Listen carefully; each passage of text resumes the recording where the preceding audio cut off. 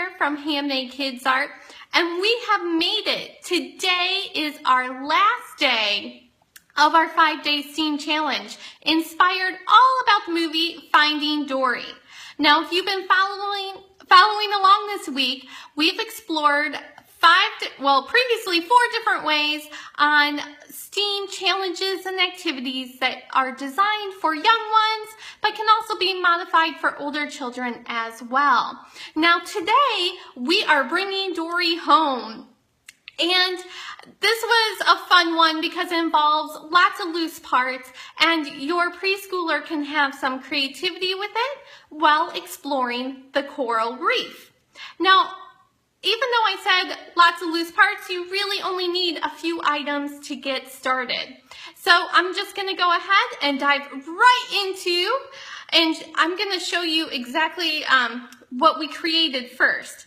So here is our Dory inspired coral reef. Now Dory is a blue tang fish, and we researched and found out that blue tang fish are usually located in coral reefs.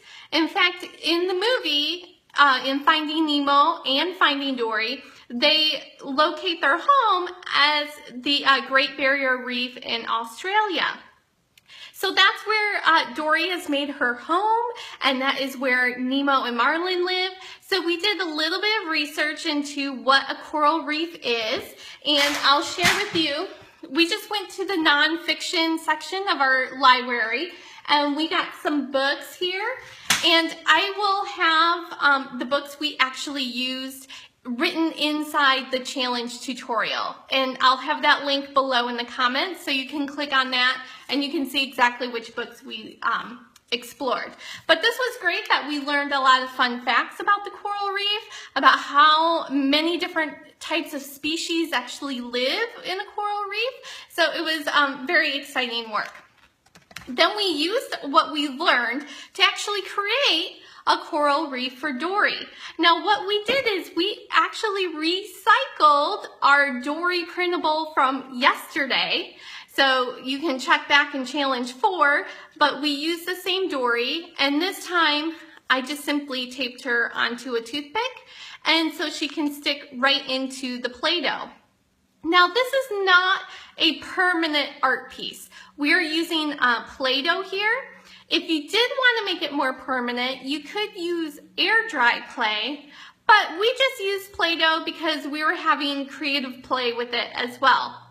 And then my preschooler has added some shells and rocks, and the pipe cleaners and beads are part of her coral, along with we had some dyed pasta too. So here is one example. And then here is another example, and we have Nemo hiding in the coral there. And so how I got started with my preschooler is I just simply had a tray, and I love these divided trays. I typically find them at the dollar store, and they have different compartments for the loose parts. So we had different shells and rocks, pipe cleaners and beads.